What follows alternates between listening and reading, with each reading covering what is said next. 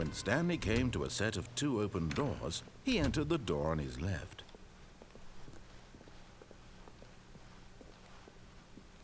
Yet there was not a single person here either. Feeling a wave of disbelief, Stanley decided to go up to his boss's office. Coming to a staircase, Stanley walked upstairs to his boss's office.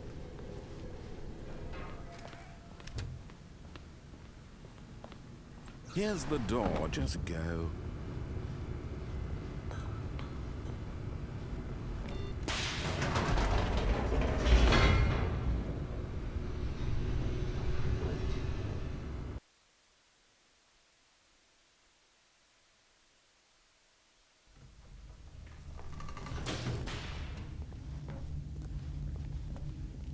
Stanley walked straight ahead through the large door that read Mind Control Facility.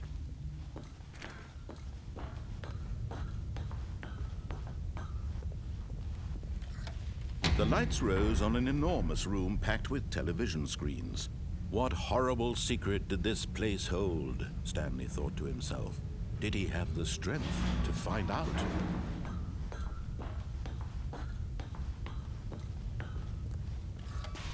Now the monitors jumped to life, their true nature revealed.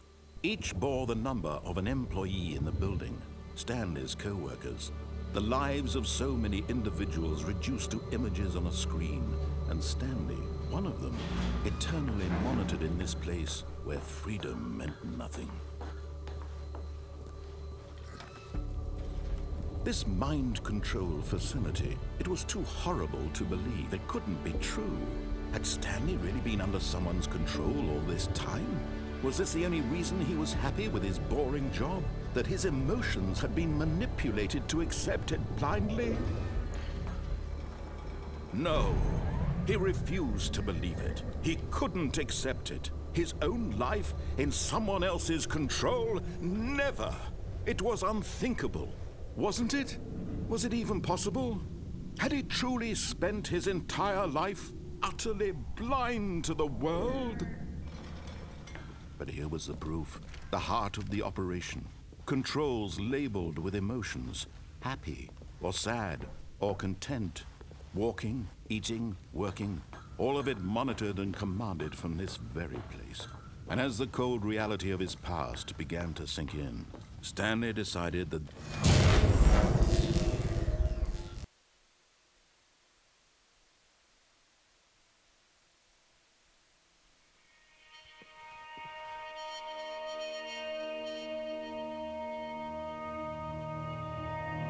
blackness and a rising chill of uncertainty. Was it over?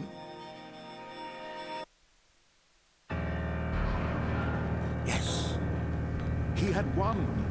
He had defeated the machine, unshackled himself from someone else's command. Freedom was mere moments away.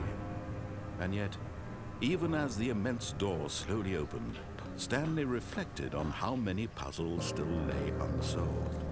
Where had his co-workers gone? How had he been freed from the machine's grasp? What other mysteries did this strange building hold? But as sunlight streamed into the chamber, he realized none of this mattered to him, for it was not knowledge or even power that he had been seeking, but happiness. Perhaps his goal had not been to understand, but to let go. No longer would anyone tell him where to go, what to do, or how to feel. Whatever life he lives, it will be his. And that was all he needed to know. It was perhaps the only thing worth knowing. Stanley stepped through the open door. Stanley felt the cool breeze Speedrun on his geschafft. skin, the feeling of liberation, the immense possibility of the new path before him. This was exactly the way, right now, that things were meant to happen.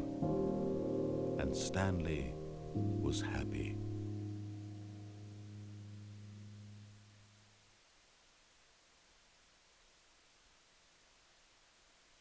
This is the story of a man named Stanley. Stanley worked for a company in a big building where he was employee number 427. Employee number 427's job was simple. He sat at his desk in room 427 and he pushed buttons on a keyboard. Orders came to him through a monitor on his desk, telling him what buttons to push, how long to push them, and in what order. This is what Employee 427 did every